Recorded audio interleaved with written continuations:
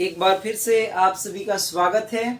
और आज देखिए हम लोग 10th क्लास गणित 10th क्लास के चैप्टर नंबर फर्स्ट को शुरू करने जा रहे हैं।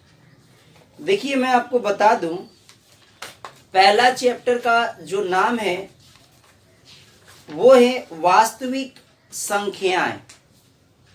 वास्तविक संख्याएं। और देखिए इसमें हम लोग पढ़ेंगे यूक्लिड विभाजन प्रमेयिका। लेकिन इस चीज को पढ़ाने से पहले यूक्लिड विभाजन, एल्गोरिदम और प्रमेयिका को पढ़ाने से पहले हम लोग जानेंगे नंबर सिस्टम। सबसे पहले हम लोग नंबर सिस्टम के बारे में जानते हैं। देखिए नंबर सिस्टम क्या है। सबसे पहले मैं आपसे सवाल करता हूं कि नंबर सिस्टम यानी संख्या, पहले यहां पर समझिए आप लोग। यानी हम यहां करते हैं नंबर सिस्टम, यहां से बीच से शुरू कर देता हूं, ठीक। नंबर सिस्टम यानी संख्या पद्धति। नंबर सिस्टम यानी संख्या पद्धति, इसको कहते हैं संख्या पद्धति। संख्या पद्धति। देखिए सबसे पहले ये करेंगे कि number system is divided into 2 groups. इसको हम 2 भागों में विभाजित कर सकते हैं। नंबर फर्स्ट, यहां पर हम एक इसको डिवाइड करेंगे, थोड़ा छोटा कर लेते हैं यहां से ताकि स्पेस बचा रहे। सबसे पहले जो होता है वो होती है वास्तविक संख्याएं। पहला नंबर मैं लिख रहा हूं यहां पर वास्तविक संख्याएं। इसको अंग्रेजी में बोलेंगे रियल नंबर्स। वास्तविक संख्याएं, इसको बोलेंगे अंग्रेजी में रियल नंबर्स। अब देखिए वास्तविक संख्या जो है इसको हम लोग आर से सूचित करते हैं। ये आर है ना, पहला लेटर, अंग्रेजी में इसको रियल नंबर्स बोलते हैं, तो इसको आर से सूचित किया जाता है, डिनोटेड बाय आर। दूसरा नंबर देखिए यहां पर, इसमें दूसरी जो संख्या होती है वो होती है वास्तविक के बाद कौन बनेगी, अवास्तविक संख्या। यानी दूसरा मैं लिख रहा हूं यहां पर अवास्तविक संख्याएं। अवास्तविक संख्याएं, इसको अंग्रेजी में बोलेंगे non real numbers.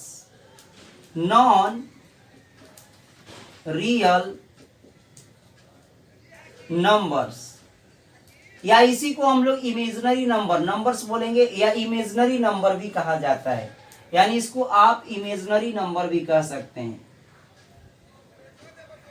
Imaginary number यानी काल्पनिक नंबर। इसका एक और नाम हो गया, याद रखिएगा, काल्पनिक संख्याएं। काल्पनिक संख्याएं। तो देखिए हमने क्या क्या लिखा है यहां पर, वास्तविक संख्याएं, अवास्तविक संख्याएं यानी काल्पनिक नंबर। 10वीं क्लास में केवल आप सभी को वास्तविक संख्याएं के बारे में पढ़ना है, और 11 अवास्तविक संख्याएं या काल्पनिक संख्याएं ये हम लोग 11 क्लास में पढ़ेंगे। फिलहाल में मैं दोनों के बारे में थोड़ी थोड़ी चर्चा करूंगा, लेकिन सबसे पहले हम ये जानेंगे कि वास्तविक संख्याएं क्या होती हैं। चलिए इसको हम लोग अंत में देखेंगे, इसको अवास्तविक संख्याएं को। देखिए सबसे पहले वास्तविक संख्याएं जो होती है ना, ये 2 चीजों से मिलकर बनी होती है। यानी 2, कौन कौन, तो आप सभी को पता होगा कि एक होता है जो होती है वो होती है परिमेय संख्याएं। परिमेय संख्याएं, परिमेय संख्याएं, ये हो गया नंबर फर्स्ट, रोमन में मैं लिख देता हूं परिमेय संख्याएं। उसके बाद में दूसरी आती है, उसको बोलते हैं अपरिमेय संख्याएं। दूसरा नंबर कौन सा हो गया, अपरिमेय संख्याएं। अपरिमेय संख्याएं। ये देखिए, इसको अंग्रेजी में बोलते हैं हम लोग रेशनल नंबर, रेशनल नंबर। इसको बोलते हैं इंग्लिश में इरेशनल नंबर, ERRATIONAL, इरेशनल। मैं शॉर्ट में नंबर लिख देता हूं, NO डॉट। अब देखिए यहां पर रेशनल नंबर्स, इसको नंबर्स बोलेंगे, एस लगा देंगे आप लास्ट में, और यहां भी एस।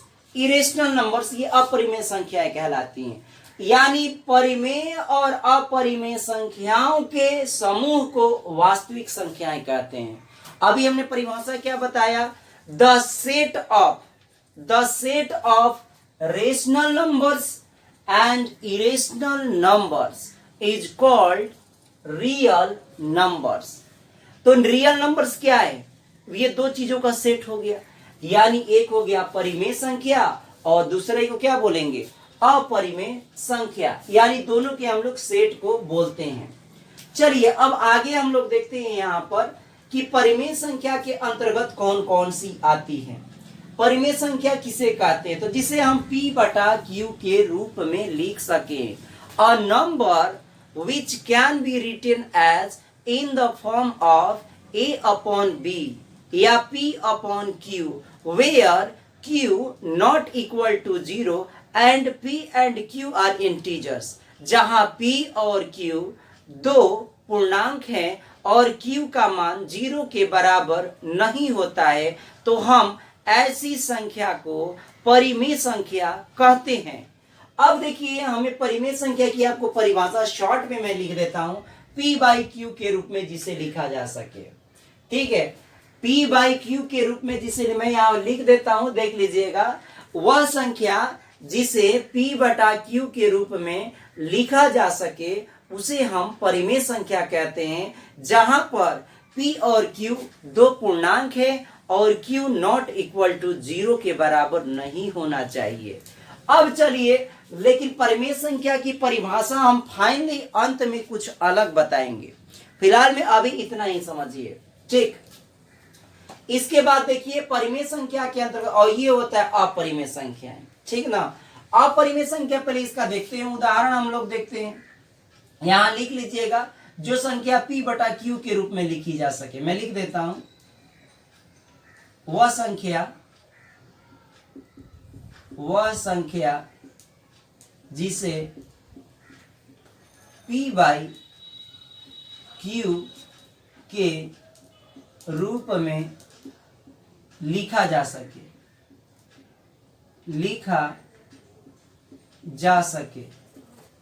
बस। जहां P और Q पूर्णांक है, मैं बाकी चीजें मैं नहीं लिख रहा हूं, वह संख्या जिसे P बटा Q के रूप में लिखा जा सके, लिखना है तो लिख लीजिए, एक लाइन लिख देते हैं, जहां P और Q पूर्णांक हैं और Q not equal to 0, Q 0 के बराबर नहीं है, नॉट इक्वल टू 0, तो उसे वह संख्या तो क्या कहते हैं, तो ऐसी संख्या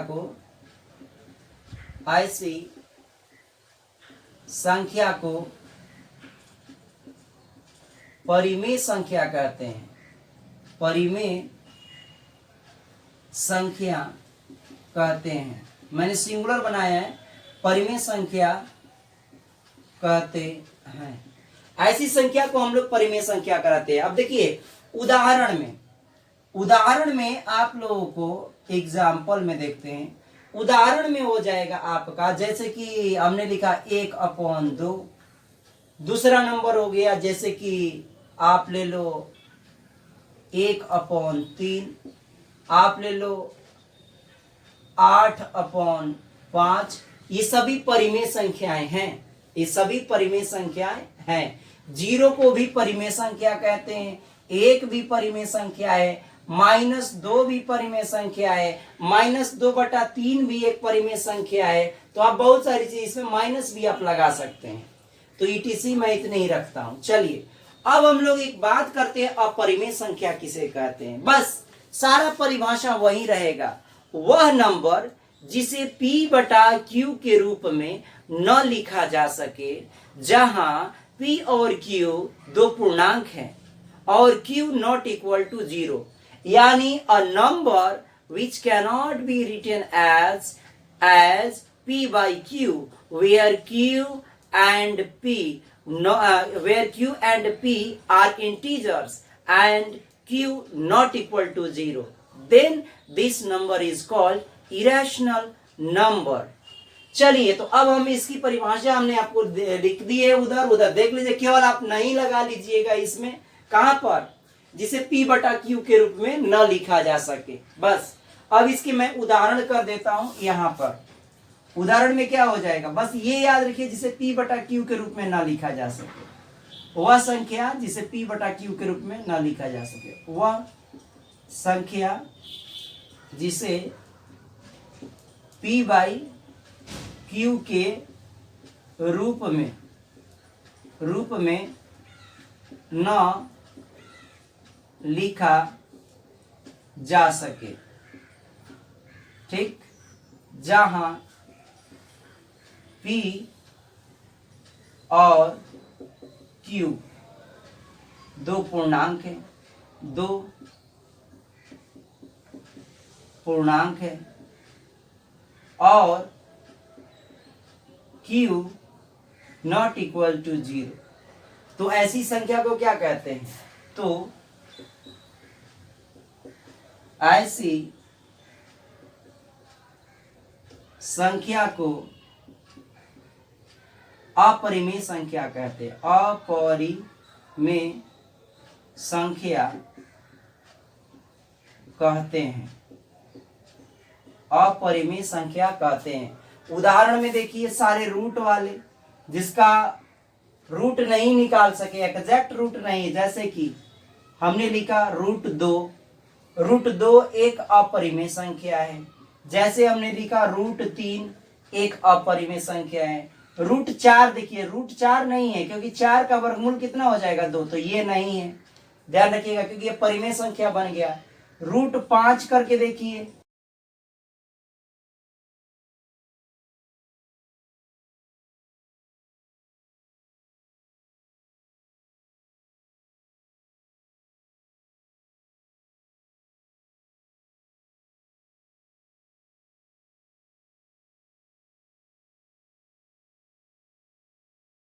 परिमेय संख्या की एक और परिभाषा होगी जो कि हम आगे बताएंगे। मैंने पहले ही चर्चा किया कि ये एग्जैक्ट परिभाषा नहीं होता है, इसे पता ही नहीं चलेगा कि कौन सा परिमेय है और कौन सा अप्रिमेय, बट थोड़ी सी जानकारी के लिए परिभाषा ज्यादा काफी है आपको 9th और 10th लेवल के लिए, ठीक है। तो अभी हम इस दोनों की परिभाषा अलग ढंग से भी देखेंगे, पहले ये आप समझ लीजिए, ठीक।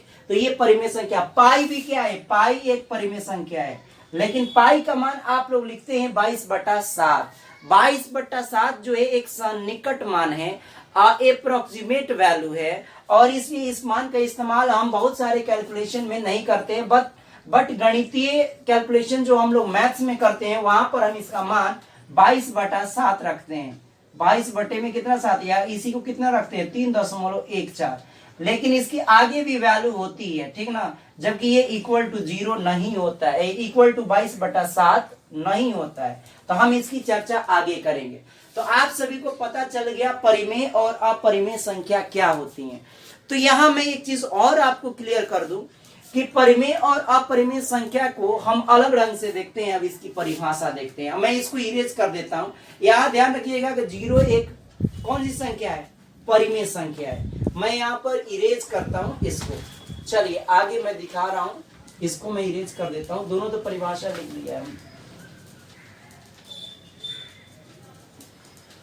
देखिए परिमेय संख्या को सूचित किया जाता है किससे, तो रेशनल आर है तो आर से सूचित करेंगे इसको। अपरिमेय संख्या को किससे सूचित किया जाता है, तो आप इसको सूचित करेंगे क्यू।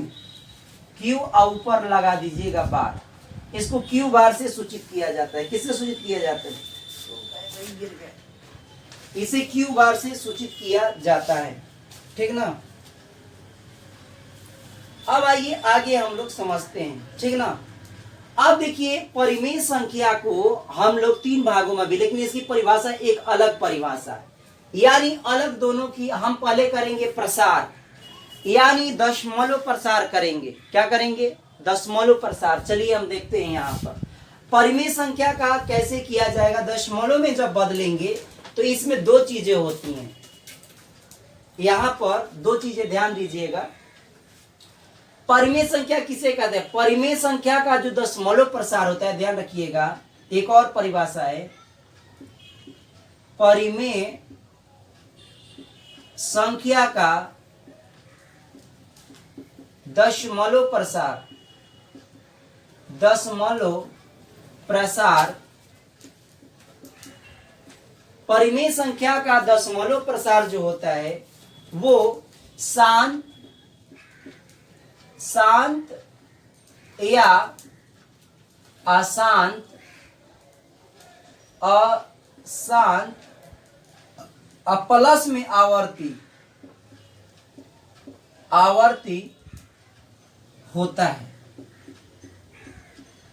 अब दो टर्म आपको मिल गया यहां पर कि शांत और अशांत का मतलब क्या है, शांत और अशांत और आवर्ती का मतलब क्या है, यहां हम लोग समझेंगे। अब देखिए इसमें एक दोनों के बीच में एक और अंतर है कि अपरिमेय संख्या का, अब इसका थोड़ा सा बताता हूं मैं। अपरिमेय संख्या का दशमलव प्रसार, दशमलव प्रसार जो होता है प्रसार, वो होगा अशांत आवर्ती, अनावर्ती, अशांत अनावर्ती, अनावर्ती, अनावर्ती होता है। अब इन दोनों का मतलब हम लोग समझेंगे कि शांत और अशांत का मतलब क्या होता है। शांत और अशांत का मतलब क्या होता है, देखिए पहले हम लोग पढ़ेंगे कि शांत, आपको ये तो पता चल गया कि शांत और अशांत क्या होता है। तो कहने का मतलब है कि परिमेय संख्या वह संख्या जिसका दशमलव प्रसार शांत या अशांत आवर्ती हो उसे परिमेय संख्या कहते हैं। तो हमें एक परिभाषा क्या मिल गई, क्या मिली? अब समझिए यहां पर वह संख्या, परिभाषा यहां लिख रहा हूं, समझिएगा, परिभाषा, वह संख्या जिसका दशमलव प्रसार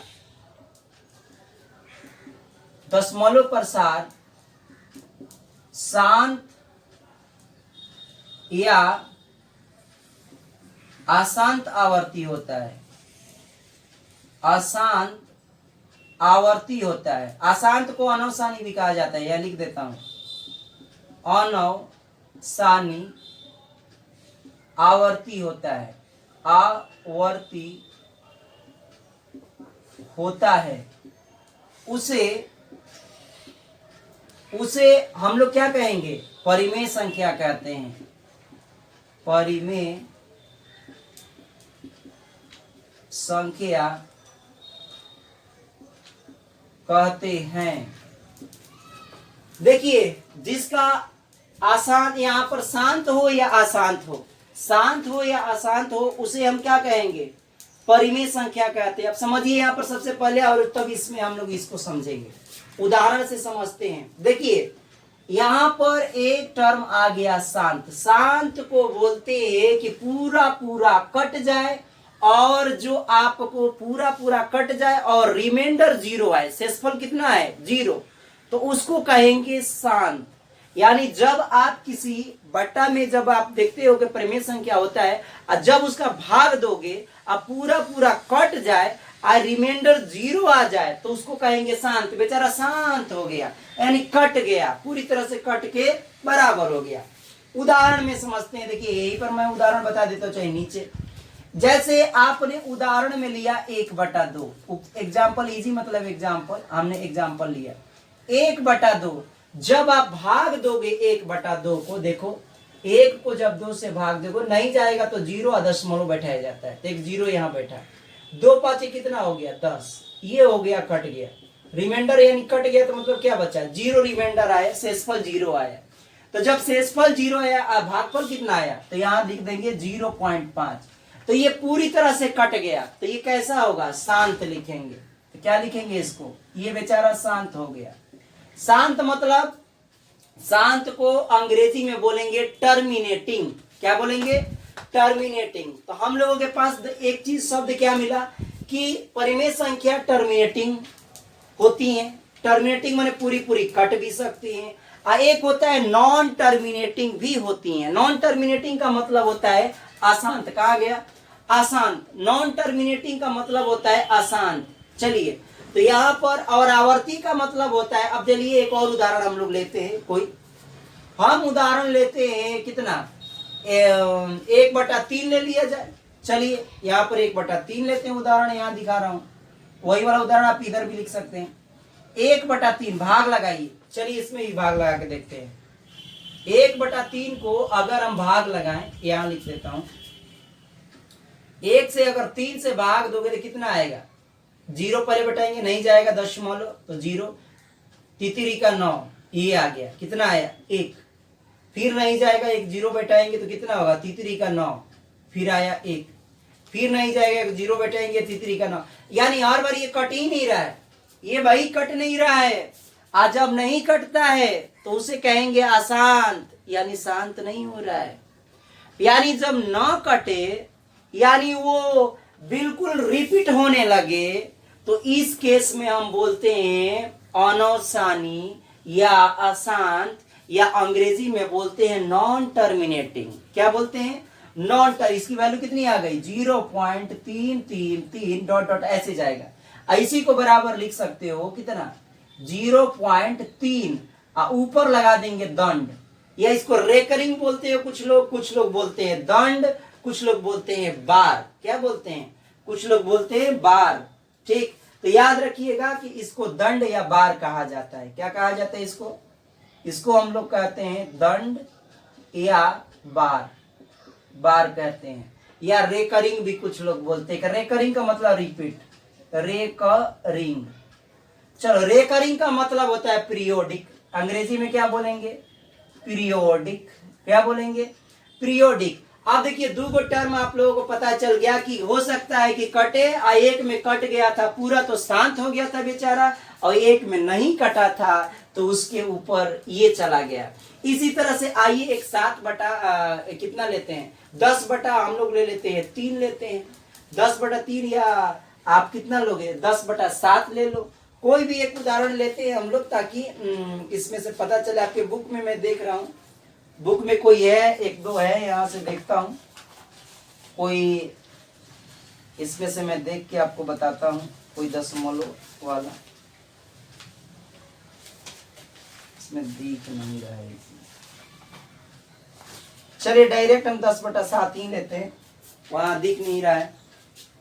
देखिए एक लेते हैं उदाहरण में 10/7, देखता हूं इसमें क्या होता है। कितना लें, 10/7। अब चलिए इसको चेक करते हैं कि ये क्या आ रहा है। मैं इधर का इरेज कर देता हूं और फिर थोड़ा भाग देके मैं बताने की कोशिश करता हूं।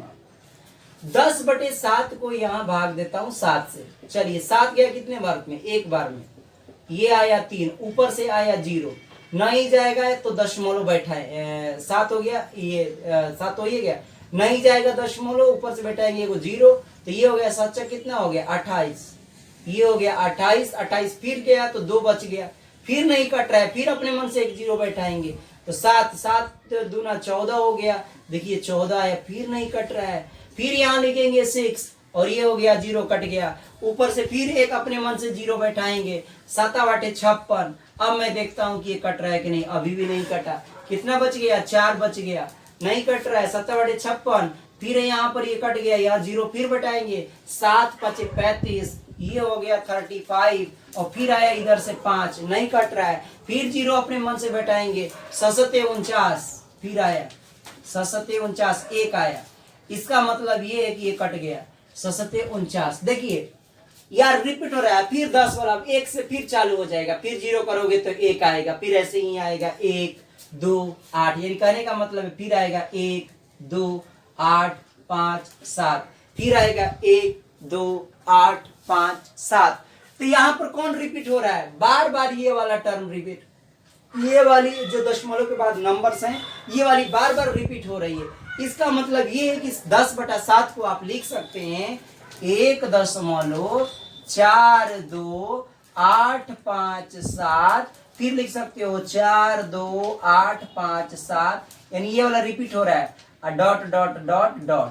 और इसी को आप लोग अगर रेकरिंग लगाना चाहते हो, ऊपर बार लगाना चाहते हो, तो यहाँ लिख सकते हो 1.42857 और ऊपर इतने जो जितना रेकरिंग जो बार बार रिपीट हो रहा है, पीरियोडिक जो हो रहा है, जो रेकरिंग हो रहा है, यानी जो बार बार रिपीट हो रहा है, उसके ऊपर ये लगा देंगे, ठीक ना। तो यहाँ देखिए दो चीजें हमारे पास निकल कर आई। क्या चीजें निकल कर आई?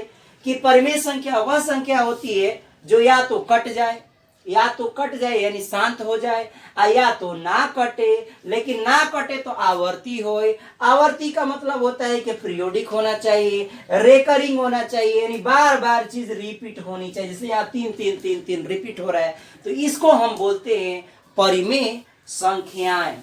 चलिए अब ऐसे ही बहुत सारे उदाहरण हैं, वो आप लोग देखिएगा, 9th क्लास की किताब में भी है और 10th क्लास की किताब में तो हम पढ़ा ही रहे हैं। अब आइए हम देखते हैं इसका, किसका? अपरिमेय संख्या का दशमलव प्रसार। चलिए अब उधर चेक करते हैं, यहां से मैं लाइन खींच देता हूं और फिर आपको अब इसी में दोनों के बीच में, यानी कहने का मतलब है परिमेय और अपरिमेय संख्या के बीच में अगर आप विभेद करना चाहते हैं तो निश्चित तौर पे आपको इसको सबसे पहले दशमलव में बदलना पड़ेगा, यानी डेसिमल एक्सपेंशन आपको करना पड़ेगा। आइए इधर देखते हैं अब इसमें क्या हो गया। तो देखिए मैं शॉर्ट में यहाँ लिख देता हूं, यहां पर अब मैं शॉर्ट में लिख देता हूं, इसको हटा देता हूं अब इन सबको, यानी इसकी परिभाषा आपको समझ में आ गई है। अब मैं समझाता हूं किसको। यहाँ पर 3 को लिए थे हम लोग उदाहरण में, कौन कौन लिए थे? एक एग्जाम्पल लिया था हमने 1/2 वाला जो पूरी तरह कट गया था, यानी 0 पॉइंट कितना आया था? 5। ये था शांत। और ये लोग कैसे आ गए? ये सब है अशांत। अब प्लस में क्या आवर्ती आया, बार बार आया तो आवर्ती कहते हैं, आवर्ती। इसी को अशांत को अनवसानी भी कहा जाता है, अनवसानी कहते हैं, या इसी को एक और नाम से हम लोग जानते हैं जिसको कहते हैं हम लोग, अंग्रेजी में इसको आप लिखोगे तो इसको लिखोगे टर्मिनेटिंग। क्या लिखोगे? यहाँ मैं लिख देता हूं, यानी परिमेय संख्या के लिए 2 केस बन गया, ए वाला बन गया, एगो शांत बन गया, एक बन गया, बी वाला पार्ट बन गया, अशांत वाला बन गया, अशांत आवर्ती, अशांत आवर्ती। इसको अंग्रेजी में बोलेंगे टर्मिनेटिंग, यानी पूरा कट जाए, यानी रिमाइंडर आ जाए 0। इस केस में रिमाइंडर क्या आता है? शेष कितना आता है? इस केस में शेष आना चाहिए 0। और इसको बोलेंगे नॉन टर्मिनेटिंग,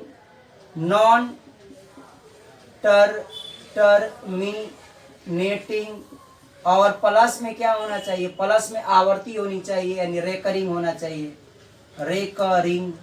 रेकरिंग मतलब पीरियोडिक, यानी शेषफल 0 नहीं, शेष नॉट इक्वल टू 0। इतना परिभाषा हो गया। मैं अब इसको हटा देता हूं, ठीक है। इसको अनवसानी भी बोला जाता है, तो आप लोग देख लीजिएगा, ठीक।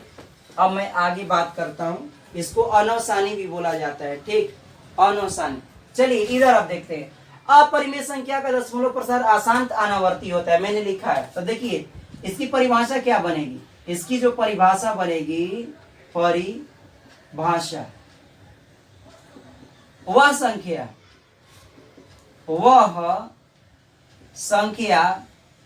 जिसका दशमलव प्रसार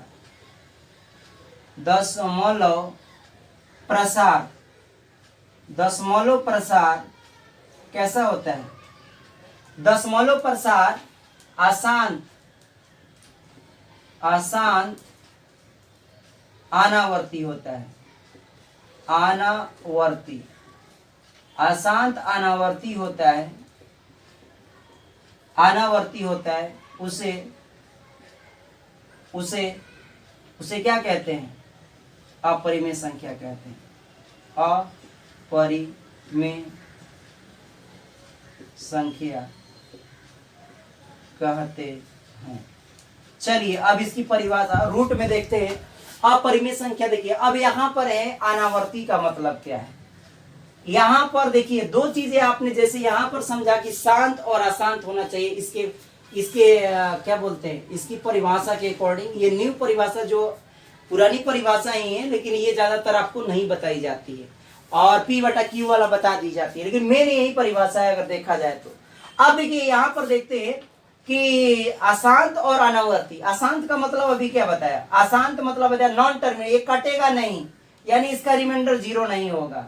यानी इसका मतलब ये हो गया कि रिमाइंडर 0 नहीं होना चाहिए, रिमाइंडर 0 नहीं। जैसे अंडर रूट 2 का मान एग्जाम्पल में कितना हो गया, ये हो गया 1.414 होता है, ऐसे करके कुछ जाता है, ठीक ना। अब देख लीजिएगा बुक में, अच्छा आप भाग देकर देखिएगा इसका 2 का भाग, तो इसकी चाहे रूट आप वर्गमूल इसका निकालिएगा तो आपको ऐसी वैल्यू आएगी, कभी भी कटेगा नहीं, ठीक।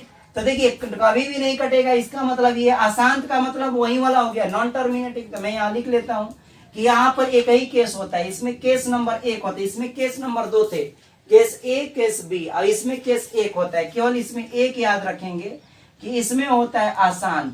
क्या होता है, अशांत का मतलब हो गया आपको नॉन टर्मिनेटिंग, नॉन टर्मिनेटिंग यानी कटे नहीं, नॉन टर्मिनेटिंग इसको अनवसानी भी बोला जाता है। अनावर्ती का मतलब होता है अनावर्ती, अनावर्ती का मतलब होता है non recurring, RECURING, non recurring. अगर नॉन रेकरिंग का मतलब ये होता है कि कभी नहीं कटे, कभी नहीं कटे, यानी शेषफल कभी 0 होता ही नहीं है, यानी शेष कभी भी इसमें नॉट इक्वल टू 0 आए। अब प्लस में यहाँ नॉन रेकरिंग का मतलब होता है नॉट रिपीटिंग, यहाँ लिख सकते हैं नॉन रिपीटिंग, REPEATING,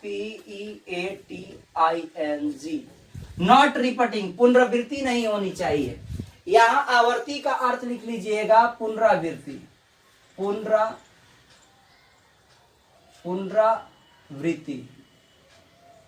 पुनरावृत्ति जो भी होता है इसको कहते हैं रिपीटिंग। इसका मतलब क्या हो गया, इसका रेकरिंग का मतलब होता है रिपीटिंग, रिपीटिंग यानी रिपीट होना चाहिए इसमें। अभी मैंने बताया था 3 3 3 3 रिपीट हो रहा था दशमलव के बाद, और इसमें आपको नॉन रिपीटिंग का मतलब देखिए रिपीट नहीं हो रहा है, 4 1 4। और एक उदाहरण देखते हैं, अंडर रूट 3 1.732 ऐसे करके जाता है, ये भी आपको रिपीटिंग नहीं होगा।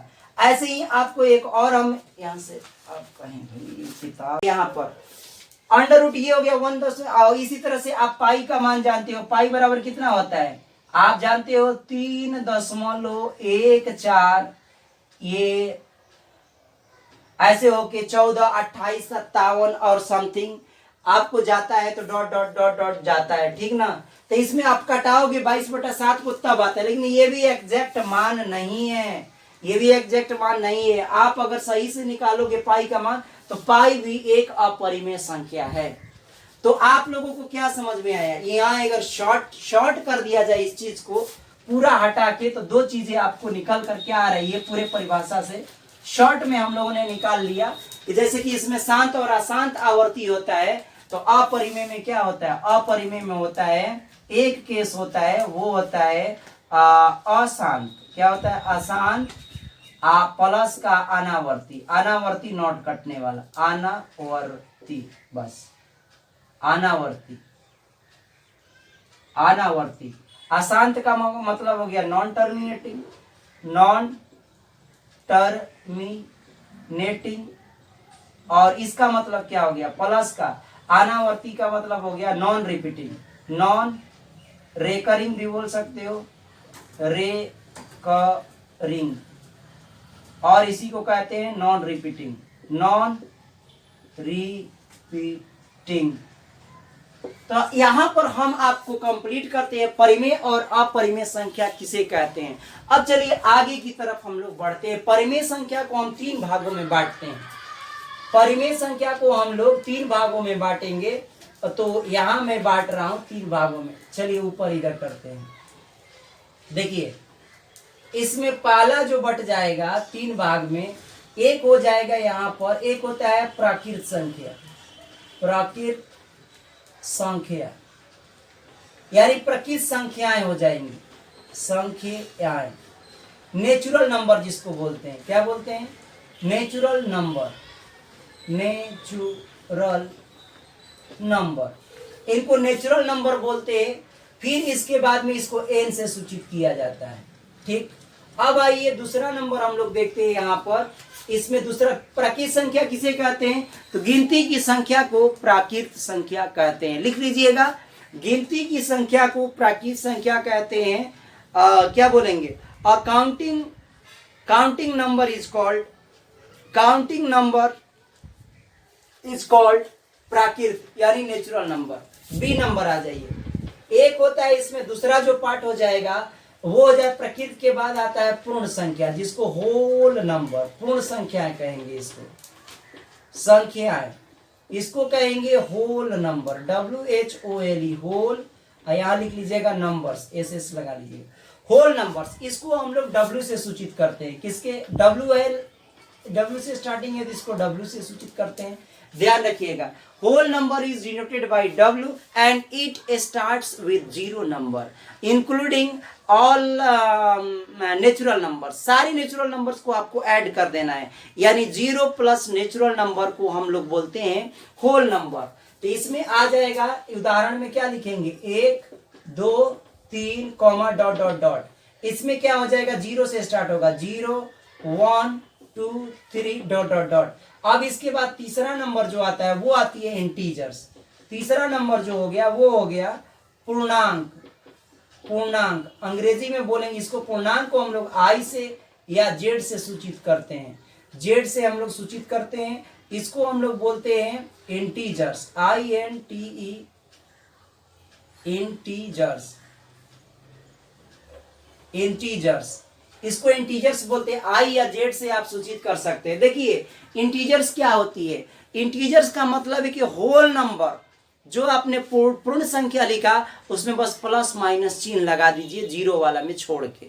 प्लस माइनस 1 यानी 0 plus minus 1 plus minus 2 plus minus 3 dot dot dot dot. तो ये कहलाती है हमको पूर्ण संख्या है। तो लिख लीजिए उदाहरण इसका क्या हो गया? ये सब उदाहरण है, मैं लिख नहीं रहा हूँ। इजी तो आप लोग लिख लीजिएगा, इजी यहाँ भी डाल लीजिएगा, इजी, ये भी इजी है, उदाहरण है, ध्यान रखिएगा। इसमें क्या हो जाएगा? इसमें हो जाएगा आपका 0 plus minus 1 plus minus 2 comma plus minus 3 dot dot dot. अब देखिए पूर्णांक कितने प्रकार के होते हैं? तो पूर्णांक होते हैं 2 प्रकार के। कौन कौन? एक होता है धनात्मक पूर्णांक और एक होता है ऋणात्मक पूर्णांक और एक होता है 0। यानी पूर्णांक को आप बांट सकते हैं, पूर्णांक को आप बांट सकते हैं कितने में? एक हो गया ऋणात्मक पूर्णांक, क्या कहेंगे? ऋणात्मक पूर्णांक, ऋणात्मक पूर्णांक। इसको कहते हैं निगेटिव इंटीजर्स। क्या बोलते हैं? निगेटिव इंटीजर्स, इसको कहते हैं निगेटिव इंटीजर्स। निगेटिव इंटीजर्स को जो डिनोट किया वो क्या बोलते हैं? निगेटिव इंटीजर्स को जो डिनोट किया जाता है तो उसको आप डिनोट कर सकते हैं Z माइनस से। ध्यान रखिएगा ऊपर माइनस लगेगा, ठीक? Z माइनस से इसको डिनोट किया जाता है। नीचे लिख देता हूं, साफ साफ हो जाएगा। Z माइनस से डिनोट किया जाता है। एग्जाम्पल में अगर लिखेंगे तो ये शुरू होता है आपको माइनस वाला से, -1 -2 इधर से जाता है, -1 कॉमा -2 कॉमा -3, सभी माइनस वाले नंबर डॉट डॉट डॉट। इसके बाद इसमें एक नंबर जो होता है वो होता है 0। ध्यान रखिएगा, एक होता है, दूसरा नंबर एक इंक्लूड करते हैं 0। 0 न तो धनात्मक नंबर है और न तो ऋणात्मक नंबर है। 0 को आप एक उदासीन नंबर मान सकते हैं, ये भी एक पूर्णांक के अंतर्गत ही आता है। और तीसरा नंबर जो आता है वो आता है धनात्मक पूर्णांक। कौन सा आता है? धनात्मक, और यहां लिख देता हूं मैं पूर्णांक। पूर्णांक, धनात्मक पूर्णांक इसको कहते हैं पॉजिटिव इंटीजर्स, पॉजिटिव इंटीजर्स।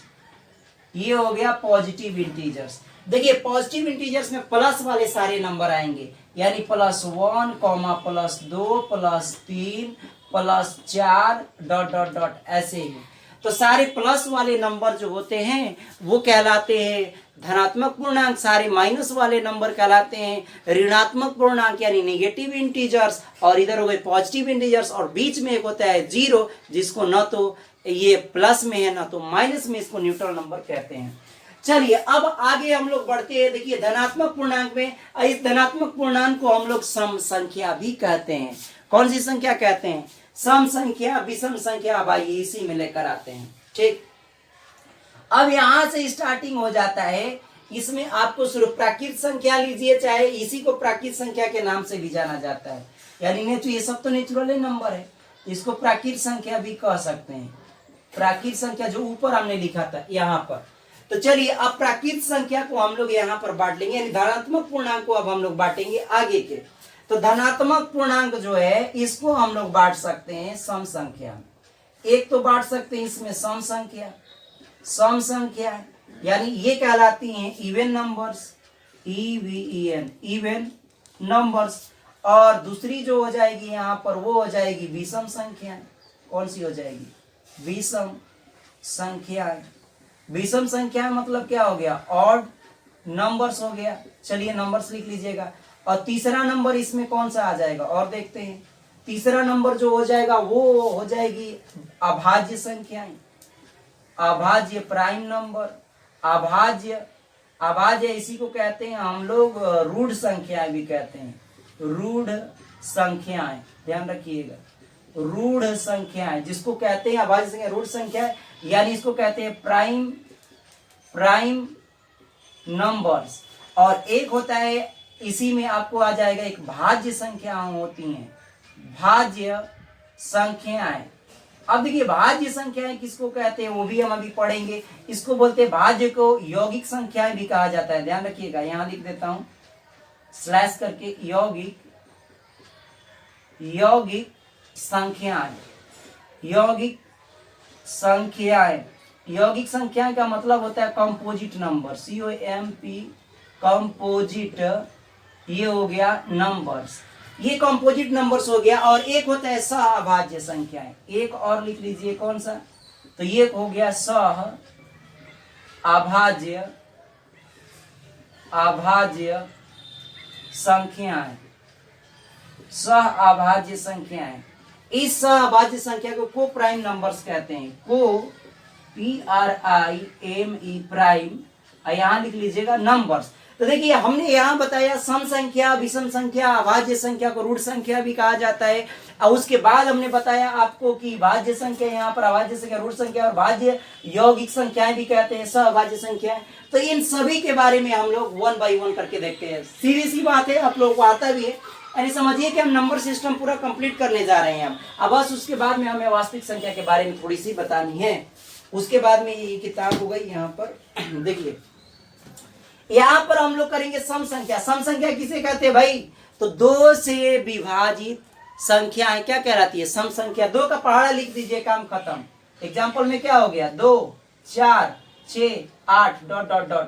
2 से विभाजित यानी the number which is divisible by 2 is called is even numbers. Even numbers कहलाती है, ध्यान रखिएगा, इवन नंबर्स हो जाएगी। विषम संख्याएं किसे कहते हैं? The number which is not divisible by 2, वह नंबर जो 2 से विभाज्य न हो। तो एक का एक के बाद एक एक छोड़ छोड़ के लिख दीजिए, यानी 1 हो गया, 1 के बाद 1 छोड़िए तो कौन आएगा? 1, तो 2 छोड़िए तो 3 आएगा, 3 फिर आएगा 5, फिर आएगा 7, फिर आएगा 9, ऐसे डॉट डॉट डॉट।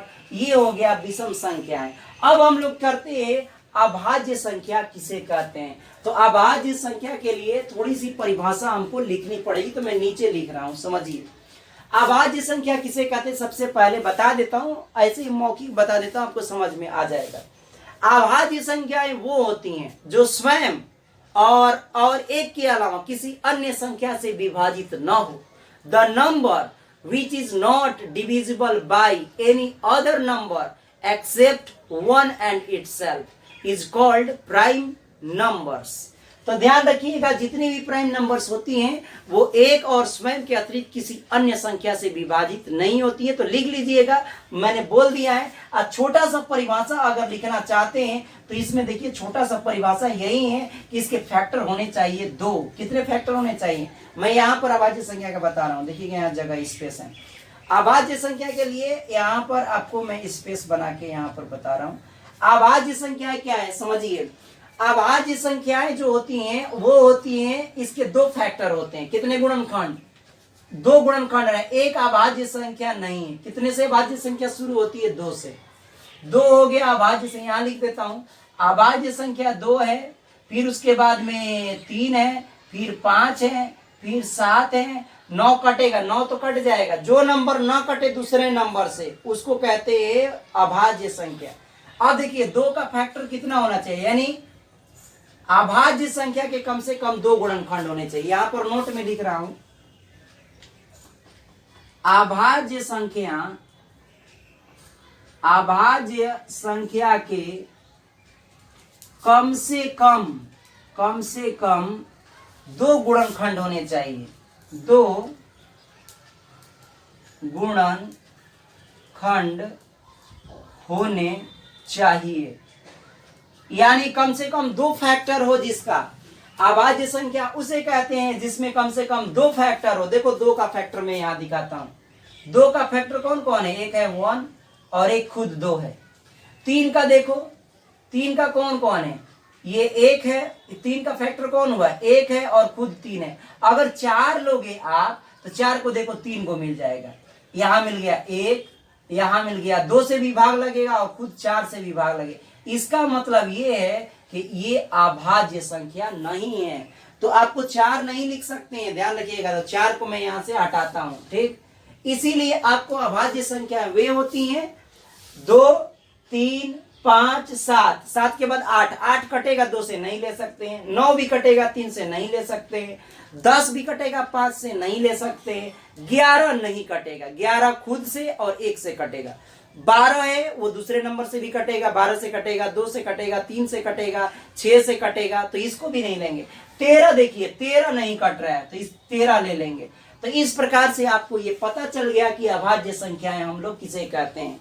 और ये अगला नंबर है हमारे पास भाज्य संख्या। भाज्य संख्याएं क्या कहती हैं? भाज्य संख्या, भाज्य नाम से ही पता चल रहा है, कंपोजिट नंबर का मतलब होता है कि जो अन्य संख्या से भी विभाजित हो, एक और स्वयं के अलावा किसी अन्य संख्या से अगर विभाजित कोई नंबर होती है तो उस नंबर को हम लोग कहेंगे भाज्य संख्या या यौगिक संख्याएं कहते हैं। चलिए, इसके कितने फैक्टर होते हैं? तो याद रखिएगा कि भाज्य संख्याएं के, भाज्य संख्या यहां लिख देता हूं, भाज्य संख्या के कम से कम, एटलीस्ट, कम से कम, भाज्य संख्या के कम से कम 3 गुणनखंड होने चाहिए। कितने? 3 गुणनखंड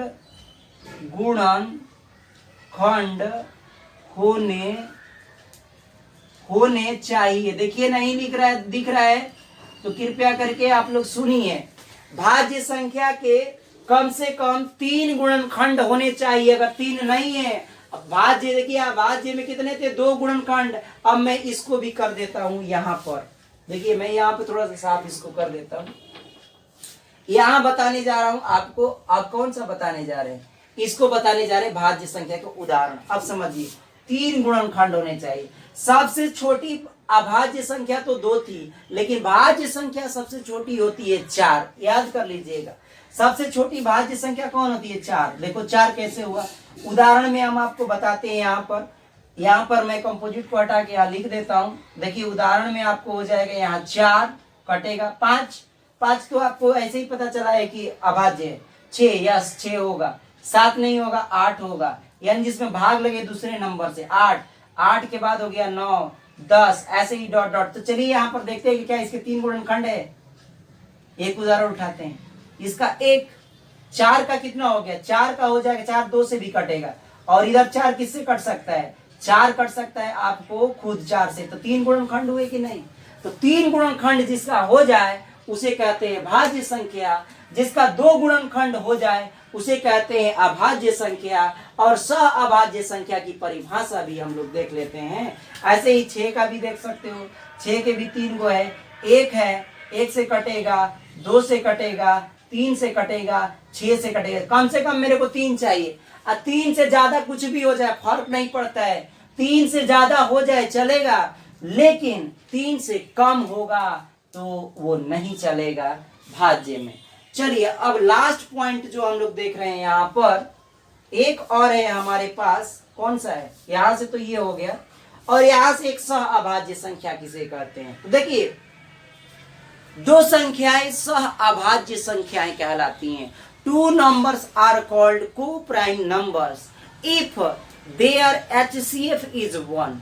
उसका हाईएस्ट कॉमन फैक्टर यानी महत्तम समापवर्तक एक हो। महत्तम, आप लोग महत्तम मसा निकालना जानते हैं। तो 2 संख्याओं का मसा अगर 1 आ जाए, क्या यहां मैं लिख रहा हूं, यहां से ये लिख रहा हूं, यदि 2 संख्याओं का मसा कितना आ जाए, यदि 2 संख्याओं का HCF यानी मस यानी महत्तम समापवर्तक, महत्तम समापवर्तक, समापवर्तक, महत्तम समापवर्तक जिसे मस कहते हैं, 1 हो तो उसे उन्हें क्या कहेंगे? को प्राइम नंबर्स कहेंगे, यानी सह अभाज्य संख्या कहेंगे। क्या कहेंगे? उन्हें सह अभाज्य संख्या कहते हैं। क्या कहते हैं? सह अभाज्य संख्या कहते हैं। यदि 2 संख्याओं का HCF यानी महत्तम समापवर्तक कितना आ जाए, 1 आ जाए, तो उसे कहेंगे हम लोग सह अभाज्य संख्या। चलिए इसका उदाहरण हम ऊपर ही करके दिखा देते हैं। यहाँ पर इसको थोड़ा सा हटा देते हैं। बाकी सब तो आपको समझ में आ रहा है, सारे नंबर एक साथ आ रहे हैं, ठीक ना। यहाँ बता देता हूं। अब देखिए उदाहरण इसका समझते हैं। एग्जाम्पल आप यहाँ समझिए कि इसका क्या होगा। एग्जाम्पल में जैसे ले लिया हमने 2 और 3 जोड़ा में लिया। 2 और 3 देखिए, इन दोनों में अगर आप लघुत्तम क्या बोलते हैं, महत्तम समापवर्तक निकालोगे तो क्या इनमें दोनों में कोई गुणनखंड है? 2 और 3 में केवल 1 कॉमन है। कितना है? 2 और 3 में केवल 1 कॉमन है, यानी 1। तो इसका 1 HCF है। HCF बराबर कितना हो गया? HCF बराबर 1।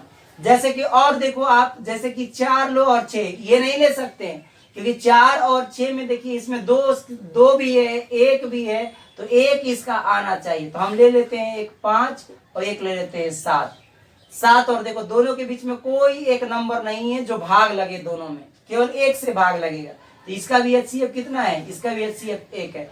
इसी तरह से आप ले लीजिए, 7 ले लो और 15 ले लो, 15 ले लो, चाहे 17 ले लो, 17 ले लो। इन दोनों का भी देखो तो कहते HCF कितना आ रहा है। तो इस तरह से बहुत सारे आप उदाहरण बना सकते हैं जिनका आपको HCF 1 मिलेगा, ठीक ना। तो इसी को कहते हैं सह अभाज्य संख्याएं। और सारी चीजें आप लोगों को यहाँ कंप्लीट करते हैं। अब बचा हमें वास्तविक संख्याएं। वास्तविक संख्या क्या कहते हैं? देखिए, वास्तविक संख्या जो यहाँ पर अवास्तविक संख्या किसे कहते हैं? जो वास्तविक ना हो उसे अवास्तविक कहेंगे। तो कैसे पता चलेगा कि अवास्तविक संख्या है? तो नॉर्मल सी बात है कि आपको अंडर रूट में जो माइनस वाले जो वैल्यू, माइनस के साथ जो नंबर लिखे रहते हैं, उन्हें कहते हैं हम लोग अवास्तविक संख्या। यानी वह संख्या जिसके बोल सकते हैं क्या हम लोग यहाँ बोले, जैसे पहले उदाहरण समझ के तब परिभाषा बनाते हैं।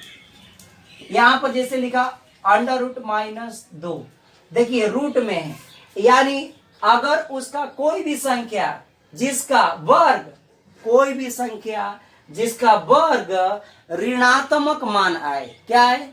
कोई भी संख्या जिसका वर्ग ऋणात्मक मान आए उसे अवास्तविक संख्या कहते हैं। माइनस वाले सब मान ले लो, -3 ले लो, -7 ले लो, -11 ले लो। आप ये सब क्या है? ये सारे के सारे जो वैल्यू माइनस में जो नंबर हैं, ये सब क्या है, कोई भी नंबर ले सकते हो लेकिन रूट में माइनस में होना चाहिए, ध्यान रहे। अब चलिए, तो आपको ये पता चल गया। अब इसको जानते हो क्या लिखा जाता है, इसी को हम लोग इमेजिनरी नंबर कहते हैं। एक बार एक से मैं समझा देता हूं, ये आगे 11 क्लास में पढ़ना है। तो इसको आप लिख सकते हो अंडर रूट -1 अलग गुणा में अंडर रूट 2 लिख सकते हैं। ये अंडर रूट -1 को कहते हैं आई। आई का मतलब होता है आयोटा। आयोटा यानी इसका मान हो गया अंडर रूट 2, यानी आई अंडर रूट 2, और ये हो गया आयोटा बोलेंगे। आई बराबर क्या बोलते हैं, यहां लिख लीजिएगा कि आई बराबर कहते हैं आयोटा। ये पढ़ना है किस में, IOTA, आयोटा। आई को कहते हैं आयोटा, और आयोटा का जो मान होता है वो होता है अंडर रूट -1 बराबर होता है आई। तो सभी लोग आप लोग नोट कर लीजिएगा कि आयोटा का मान होता है अंडर रूट आई। अब ये अगर कोई पूछे कि अवास्तविक संख्या, इसी को कॉम्प्लेक्स नंबर के अंतर्गत भी रखते हैं। यानी आप 11 क्लास में जाएंगे तो आपको सम्मिश्र संख्या पढ़ने को मिलेगा। तो सम्मिश्र संख्या किसे कहते हैं वो आप लोग ये पूरा हम कंप्लीट करते हैं, और आप लोगों को आप लोग देख लीजिए पूरी तरीके से, और फिर इसके बारे में थोड़ा सा और मैं चर्चा कर देता हूं। ठीक, चलिए यहां पर हो गया ना। एक चीज और है, सम्मिश्र संख्या किसे कहते हैं। चलो यहां से मैं मिटा के थोड़ा इसको बता देता हूं आपको। ठीक, देखिए सम्मिश्र संख्या एक अलग से नोट में आपको हो जाना चाहिए। सम्मिश्र संख्याएं, बाकी सब कंप्लीट कर दिया। सम्मिश्र संख्याएं किसे कहते हैं, सम्मिश्र संख्या को अंग्रेजी में बोलते हैं कॉम्प्लेक्स नंबर। क्या बोलते हैं, कॉम्प्लेक्स नंबर। कोई भी नंबर जिसे a+ib के रूप में लिखा जा सके, इसी को कॉम्प्लेक्स नंबर भी कहते हैं। इसी को, बस ये है कि आप 11 में जाएंगे तब पढ़ेंगे। तो याद रखिएगा, कोई भी नंबर जिसे a+ib के रूप में लिखा जा सके उसे कॉम्प्लेक्स नंबर यानी सम्मिश्र संख्या कहते हैं। सम्मिश्र संख्या कहते हैं, उसे सम्मिश्र संख्या कहते हैं। The number which can be written in the form of a+ib is called a complex number, and complex number is written as and denoted by, और इसे z बराबर a+ib से सूचित किया जाता है। सूचित किया जाता है। ये सब मिटा देता हूं, अब आप लोग काम हो गया इधर। ठीक, सूचित किया जाता है, सूचित किया जाता है। बस उदाहरण में एक दो को लिख लीजिए। जैसे हमने लिख लिया, आपको z बराबर लिख लो 5 + i 6, z बराबर एक और z1 ले लो, इसको z2 ले लो, 2 3 को कितने भी ले सकते हो, 6 - 3i इधर भी लिख सकते हो, z3 बराबर लिख सकते हो, -5 लिख लो, इधर प्लस लिख लो, कुछ भी प्लस माइनस लिख लो, कोई फर्क नहीं। i इधर लिखो चाहे इधर, लेकिन यहां नहीं, यहां लिखना है i7। तो इस प्रकार से ये हो गया कॉम्प्लेक्स नंबर, यानी अवास्तविक संख्याओं को ही हम लोग कह सकते हैं कॉम्प्लेक्स नंबर। तो यहां हम पूरे नंबर सिस्टम को कंप्लीट करते हैं, और हम फिर लेकर आएंगे यूक्लिड विभाजन लेमा, यानी यूक्लिड विभाजन प्रमेयिका के बारे में हम लोग नेक्स्ट वीडियो में पढ़ेंगे, और वहां से हम लोग देखेंगे कि किस प्रकार से यूक्लिड विभाजन लेमा के जरिए हम दो संख्याओं को HCF कैसे फाइंड आउट करते हैं। तो चलिए यहीं पे हम वीडियो को समाप्त करते हैं, और कृपया अगर आपको ये वीडियो अच्छा लगा हो तो लाइक करिए, शेयर करिए और कमेंट करिए। धन्यवाद।